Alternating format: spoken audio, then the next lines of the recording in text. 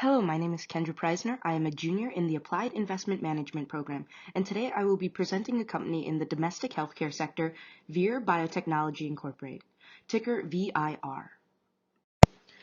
VIR Biotechnology Incorporated is a clinical stage biotechnology firm that focuses on combining immunologic insights with cutting-edge technology to treat and prevent serious infectious diseases.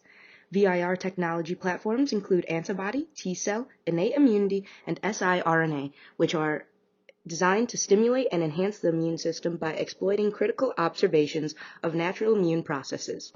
The firm currently has 3 revenue streams, which include collaboration, which makes up 83.7% of the fiscal year 21 revenue, contract, which makes up 15.5%, and grants, which make up 0.8%. VIR has products at various stages of clinical trials aimed to treat or cure COVID-19, HPV, influenza A, and HIV. Additionally, they collaborate with several notable organizations. VIR was founded in 2016 and is headquartered in San Francisco, California. There are over 17 million deaths annually from infectious diseases. In the United States alone, there are 4.1 million emergency room visits caused by infectious diseases. The firm focuses on research and development of products that combat these diseases. These offerings have no cost of goods sold, resulting in impressive operating margins. VIR has partnerships and collaborations with GlaxoSmithKline, Analyme Pharma, Brii Biosciences, OHSU, and the Bill and Melinda Gates Foundation, as well as the IRB. These partnerships contribute to the collaboration revenue sector, which increased in 2021 as a result of the firm's COVID-19 treatment, sotrovimab. This is an authorized treatment for mild to moderate coronavirus diseases in adults and pediatric patients with positive results for viral testing. There have been over 472 million cases and 6 million deaths attributed to COVID-19 to date. The firm also has 12 additional products combination trials in their pipeline, and the majority are in the second phase or clinical trial or beyond. The firm also receives additional revenue from grants and contracts, which totaled to be $178 million in fiscal year 21. VIR has innovative platforms for finding solutions to infectious diseases. This, coupled with the current state of the firm's promising pipeline, provides for a basis for the recommendation that VIR be added to the AIM Small Cap Equity Fund with a price target of $45.64, representing a 79.70% upside.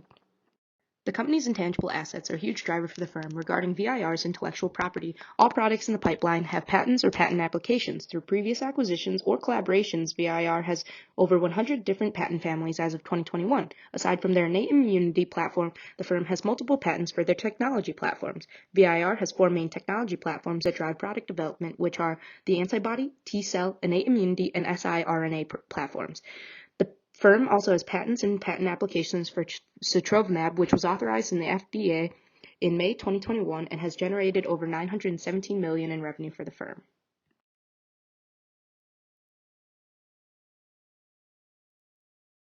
With the BA.2 variant coming into play and the wariness of the Omicron variant still lingering, many countries are monitoring VIR's product performance to see if it will become the next major player in the COVID treatment/prevention space. Reports outlining sotrovimab's performance reported that VIR secured agreements to sell 1.7 million doses of sotrovimab globally, and the U.S. ordered an additional 600,000 doses for Q1 2022. VIR projects to manufacture 2 million doses in 2022, generating a projected estimate of $4 billion in revenue for fiscal year 2022. Sotrovimab works against the Delta variant as well as 40 other variants of SARS and has a risk reduction of 79%. It has a treatment window of 7 days, and other treatments have treatment windows of 3 days. Sotrovimab has a longer reported half-life of most of its competitors. Additionally, it is projected to retain between 5 to 10% of the COVID-19 antiviral market, which was reported to be $51 billion in 2022. As long as new variants are possible, sotrovimab has continuing revenue potential. An additional performance driver for the company is their promising pipeline. Estimates for the success of the product making it to market are 80% for their HPV treatment, 65% for different HPV treatment, and 35% for their influenza treatment. The average time for products to be in phase 2 of clinical trials is 2 years, and phase 3 is anywhere from 1 to 4 years. This positions VIR to be an extremely profitable firm, with the Wall Street analysts estimating the firm could be valued of upward to $35 billion by the early 2030s. VIR 2218 is estimated to contribute an additional $1 million revenue, growing at a 25% CAGR. To reach an intrinsic value for VIR, a 5-year DCF model was constructed using terminal growth rate of 1.5% and a WACC of 12.02%. An intrinsic value of $35.19 was reached. A sensitivity analysis was conducted with plus minus 50 basis points and a terminal growth rate of plus minus 100 basis points to the WACC, resulting in a range of $33.07 to $37.77. A price-to-sales multiple valuation was calculated using an average fiscal 21 multiple of 8.91 times, which resulted in an intrinsic value of $77.07. An EV to EBITDA relative valuation was also calculated utilizing fiscal year 21 multiple of 12.99 times, resulting in intrinsic value of $59.13. By weighting the three models 70, 15, 15, a price target of $45.64 was reached, representing potential upside of 79.70%. Some risks pertaining to the firm include expedited resistance. 8 out of 100 patients treated with intravenous doses of sotrovimab were found to develop mutations within 6 to 13 days after the patient started receiving the drugs. 4 out of 8 patients had viral particles with mutations.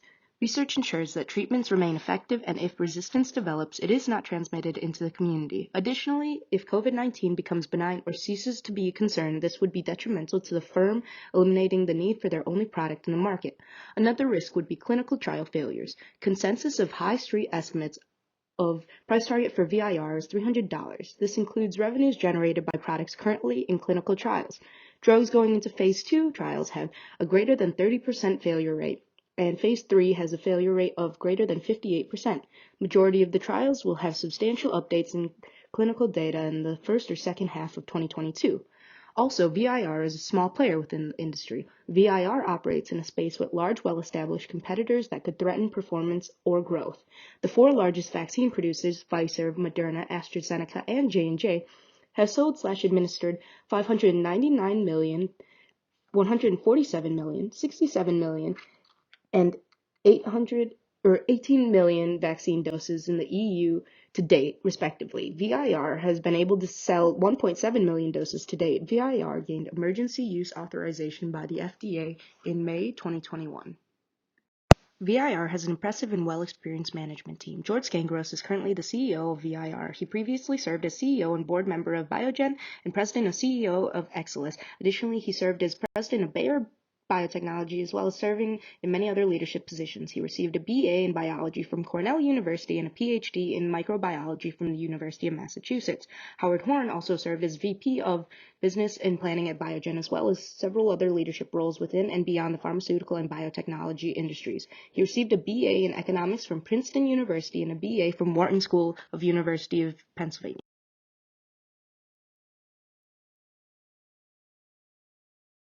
Thank you for listening to my presentation. If you have any questions, please feel free to reach out to me. Otherwise, leave them on the D2L discussion board or ask them at the live Q&A in the AIM room. Thank you again.